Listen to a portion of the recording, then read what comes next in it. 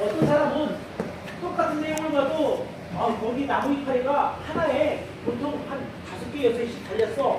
그리고 어떤 거를 보면 어떻게 아주 세밀하게 표현하는 사람이 있는가 하면 거기 나무, 파란 나무 하나 있던데 이렇게 표현하는 사람이 있는 거예요. 근데 이 사도 요한은 아주 세밀한 것을 이렇게 잘 표현하는 사람이에요. 그래서 숫자도 정확하게 몇 개, 이렇게 표현하는 것을 아주 표현력이 좋다는 거죠. 그러니까 정확하게 보고 정확하게 표현하는 사람이 바로 요한이라서 하나님께서 특별히 요한에게 요한계시록을 기록하는 그 임무를 맡겨주신 거예요. 만약에 저한테 그것을 만약에 요한계시록 기록하라 했다면 아마 하늘에서 뭐 번쩍거리고 뭐가 휘황찬란하게 보이던데요 라고 할 수 있을 텐데 여러분 요한계시록 한번 보시기 바래요. 요한계시록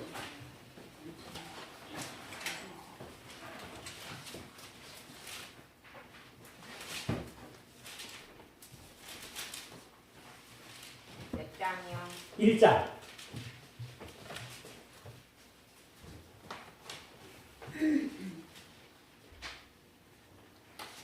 1장 1절부터 3절까지 누가 읽어주시기 바랍니다. 예수 그리스도의 계시라. 이는 하나님이 그에게 주사 반드시 속히 될 일을 그 종들에게 보이시려고 그 천사를 그 종 요한에게 보내어 지시하신 것이다. 요한은 하나님의 말씀과 예수 그리스도의 증거 곧 자기 본 것을 다 증거하였느니라. 이 예언의 말씀을 읽는 자와 듣는 자들과 그 가운데 기록한 것을 지키는 자들이 복이 있나니 때가 가까이 오니라. 네. 자, 그러니까 요한의 임무는 하나님께서 자기에게 보여주신 것들을 다 기록하는 것이에요. 세세하게. 어느 정도까지 세세하게 기록했는 거 아니? 자, 우리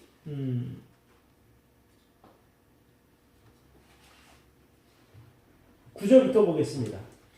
누가 좀 읽어주세요.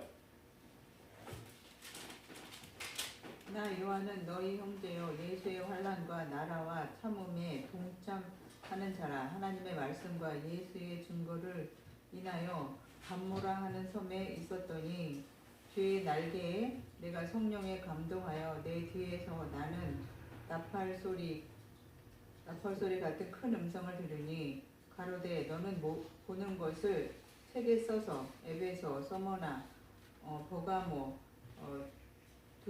두아디라, 사데, 빌라델비아, 라오디아의 7교회에 보내라 하시기로 몸을 돌이켜 나더러 말한 음성을 알아보려고 하여 돌이킬 때에 7 촛대를 보았는데 촛대 사이에 인자 같은 이가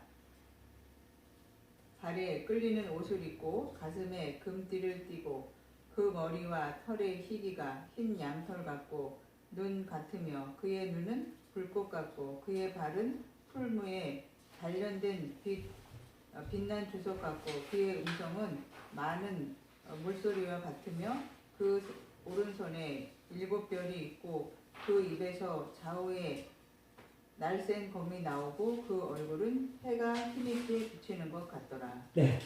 자, 여러분 보세요. 여기 보면 그 요한이 하나님께서 음성을 들려주실 때에 그 음성을 되게 귀담아 들어서 그대로 표현했죠. 또 뿐만 아니라 또 자기에게 보여지는 환상에 대해서도 정말 정확하게 표현한 거예요.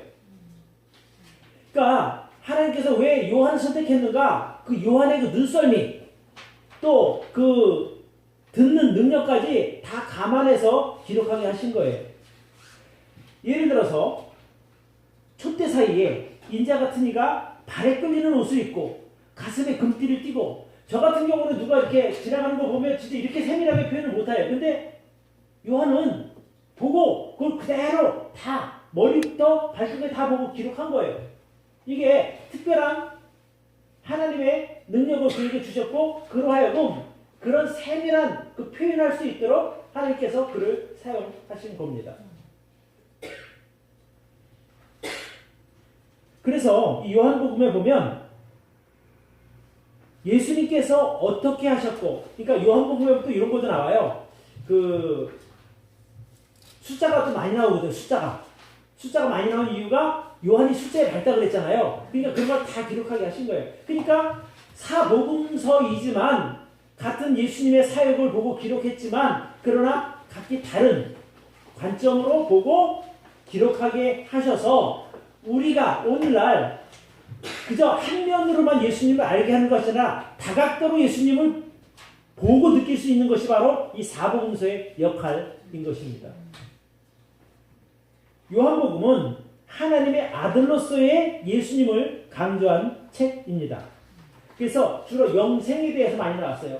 그러니까 마태복음은 왕국에 대해서 많이 나왔고 요한복음은 영생에 대해서 많이 나왔어요. 목자인 예수님에 대해서. 그래서 그런 내용들을 자 염두에 두시고 자 이제 본론으로 들어갑니다. 자 내용 분석.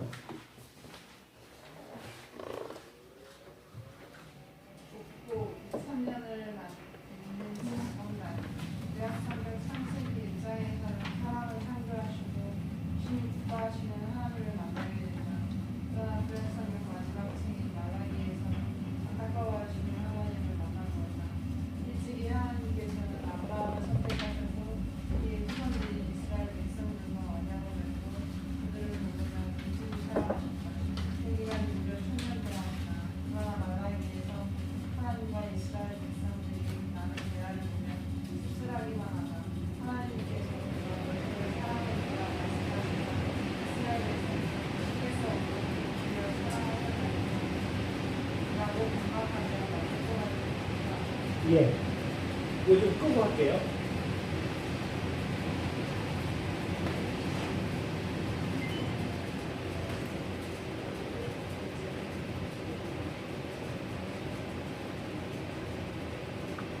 사복음서의 시작은 새로운 시작이 아니라 구약 말라기와 신약 교회의 이 모습을 이어주는 역할, 연결다리 역할을 하는 부분입니다.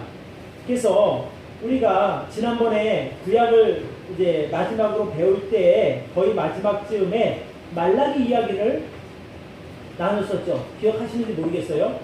말라기에서 보면 내가 너희를 이렇게 사랑했다. 그러니까 이스라엘 백성들을 주께서 어떻게 우리를 사랑하셨습니까? 라고 얘기한 거 기억나세요?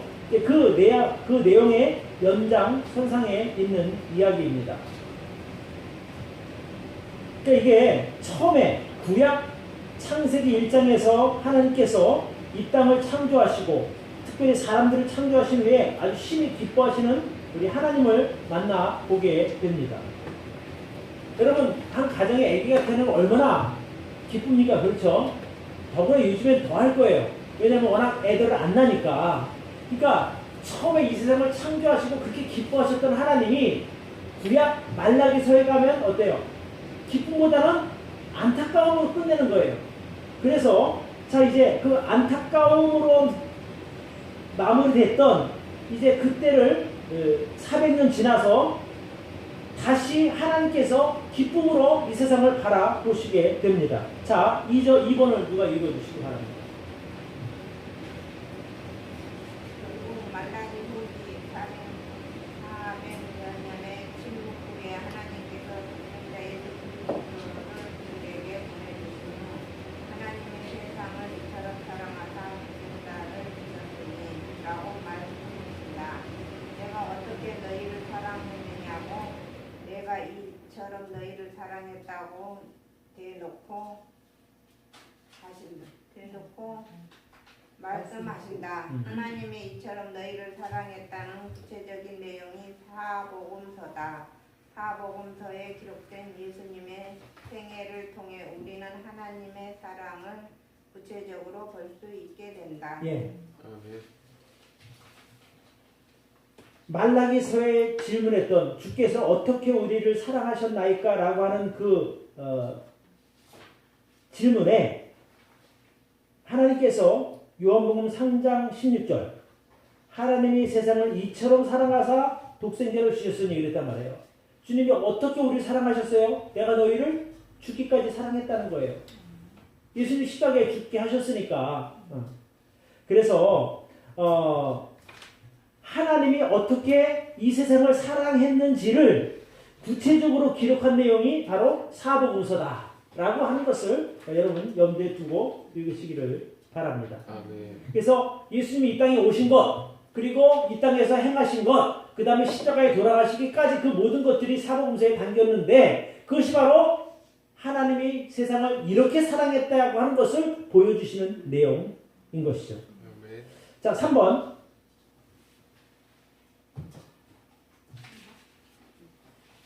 특별히 마태는 예수님에 관한 소개를 시작하면서 예수님의 족보를 언급한다. 아브라함과 다윗의 자손 예수 그리스도의 세계라. 아브라함이 이삭을 낳고 이삭은 야곱을 낳고 야곱은 유다와 그의 형제를 낳고 유다는 다말에게서 베레스와 세라를 낳고 베레스는 헤스론을 낳고 헤스론은 람을 낳고. 그런데 마태는 예수님을 소개하면서 왜 족보를 사용했을까? 마태복음은 유대인들을 대상으로 지은 책이라서 구약의 족보를 잘 알고 있는 유대인들에게 예수님이 혈통적으로 어떤 분인지 그리고 예수님이 유대인의 왕으로서의 자격이 과연 있는지 정확하게 핵심을 보여주는 것이 필요했다. 이스라엘 백성들이 중요하게 여기는 두 사람, 즉 민족의 첫 시작인 아브라함과 이스라엘 역사상 가장 위대한 왕 다윗 왕을 연결시켜서 예수 그리스도로 결론을 맺는다. 예, 여러분 마태복음을 펴보시기 바라요. 우리가 이거 공부를 하게 되면 여러분 신약성경 많이 읽으셔야 돼요. 그래야 이해가 됩니다.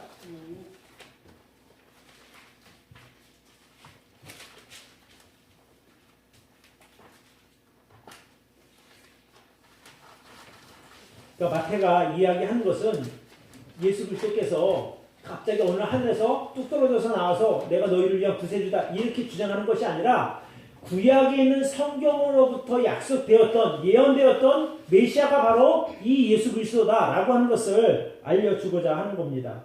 그래서 마태복음 시작에 보면 1장 1절에 아브라함과 다윗의 자손 예수 그리스도의 세계라 이렇게 돼 있어요. 그러니까 예수 그리스도가 바로 아브라함의 후손이요 다윗의 후손, 장차 예전에 성경에 기록된 메시아 예수 그리스도라는 거예요. 그분이. 그래서 아브라함과 다윗의 자손 예수 그리스도의 세계라. 아브라함이 이삭을 낳고 쭉 연결이 되죠. 이삭이 야곱, 야곱이 유다 형제, 유다는 다말에게서 베레스와 세라, 그 다음에 라합, 룻, 쭉 족보를 내서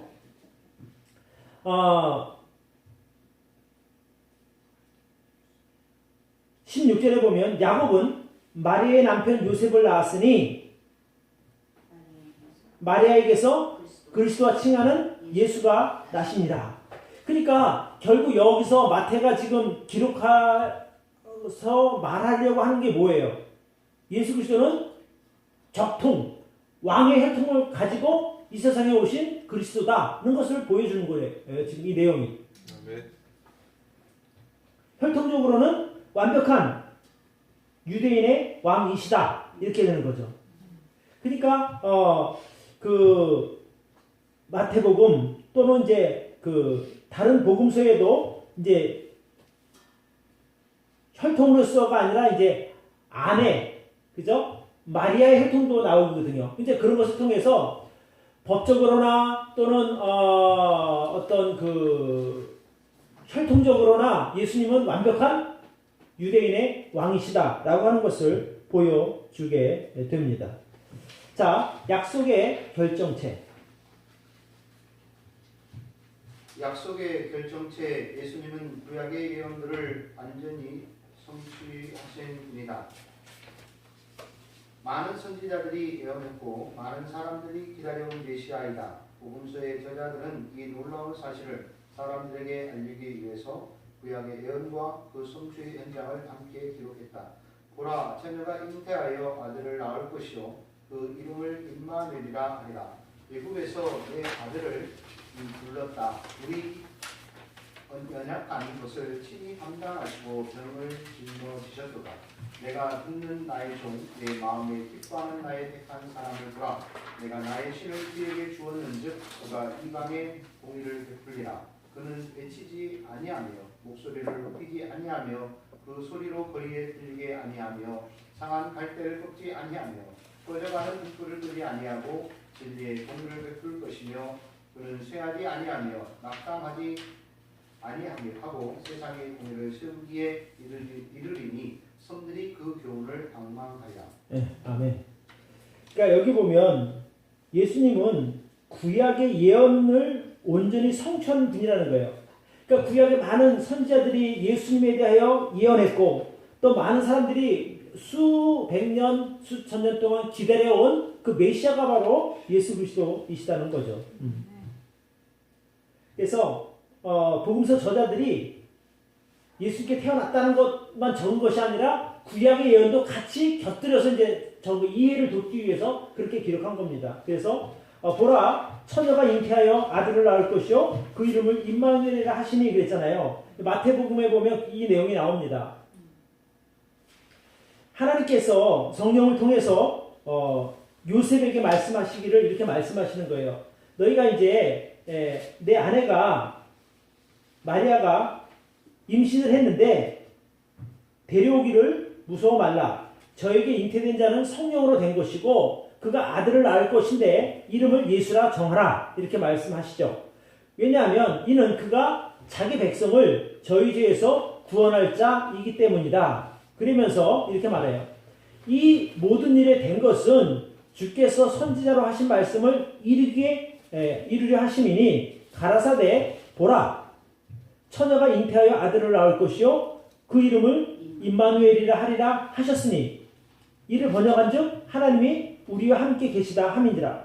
그러니까 여기 보라 처녀가 잉태하여 아들을 낳을 것이요 이것이 뭐냐면 바로 선지자로 기록한 이사야 7장 14절의 말씀이 예수 그리스도가 이 땅에 오심으로 이루어지는 것이다. 그러니까 내 아내가 바람피어서 임신한 것이 아니라 이미 구약에 예언된 메시아가 성령으로 잉태되어 오신 것이니 너는 그의 아이들의 이름을 예수님이라 하라. 이렇게 성경을 기록하고 있는 것입니다.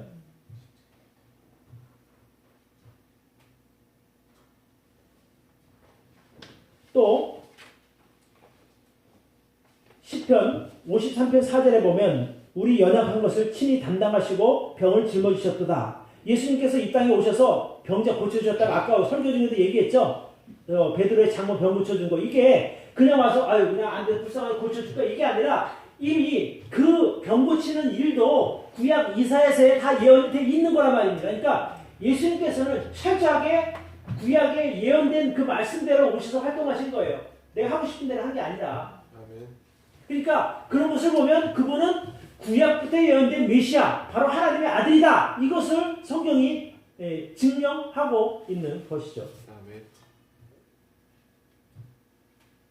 또 여기 보면 내가 나의 신을 그에게 주었은즉 그가 이방에 공의를 베풀리라. 여러분 이방에 공의를 베푼다고 하는 것은 하나님께서 이스라엘 백성들에게만 복 주시는 게 아니라 이방에게도 같은 공평한 의를 행하신다는 거예요. 그러니까 그래서 이방인인 저와 여러분들이 구원받게 된 거고요. 또 여기 보면 이렇게 나와요. 그는 소리로 목소리를 높이지 않고 외치지 않고 또 그 소리로 거리에 들리지 않게 한다 그랬어요. 그러니까 막 그냥 싸워서 이렇게 구세주 역할을 감당하는 것이 아니라 말씀으로 이렇게 하는 거예요. 또 상한 갈대를 꺾지 아니하고 꺼져가는 등불도 끄지 않는 거예요. 그러니까 불쌍한 사람들 보고 야 너는 평생 뭐 그렇게 뭐하다가 그렇게 저 사냐 그렇게 무시하지 않는다는 거죠. 아 지금 진짜 너 그렇게 그런 상황에서 잘 견디게 참 용하다. 오히려 격려해 주신다는 겁니다. 그래서 상한 갈대를 보통 우리 같으면 상한 갈대 어디야? 이거 다 필요 없네요. 꺾어버리잖아요. 근데 꺾지 않는다는 거예요. 꺼져가는 등불을 아니 저거 이제 다 됐네. 그냥 이렇게 하는 게 아니라 그래서 보호해서 다시 살려주시는 게 그 예수님 역할이시거든요. 근데 실제로 우리가 사복음서에 보면 예수님께서 정말 불쌍한 사람들을 불쌍하게 위해서 살려주신 거 보잖아요. 여러분 12년 동안 혈류병을 앓던 여자는 사실 정상적인 생활이 불가능한 사람이었어요. 근데 그 사람의 병을 고쳐주셨을 뿐만 아니라 그를 사회로 다시 들어갈 수 있도록 회복시켜주잖아요. 예수님이 그런 역할을 하시는 거예요. 또 신랑가에서 눈멀고 있었던 그 사람에게 만나갖고 그 구걸하던 사람이죠. 그래서 신랑가에 가서 눈 씻고 와 눈 떠진 거고 그 베데스다 연못가에서 38년 동안 누워있던 병자 무슨 소망이 있겠어요. 진짜 사실은 그냥 두면 거기서 그렇게 죽어갈 사람이란 말입니다. 근데 예수님께서 찾아가셔서 그 사람을 일으켜 주시잖아요. 그러니까 꺼져가는 등불도 꺼지 아니하시고 다시 살리시는 그분이 바로 예수 그리스도. 그러니까 구약의 예언대 그대로 이 땅에 오셔서 예수님께서 그 역할을 다 감당하시는 겁니다. 그런 예수님이 이 땅에 오신 거예요. 오신 내용은 다음 주에 더 이어서 하도록 하겠습니다. 오늘 여기까지. 아니.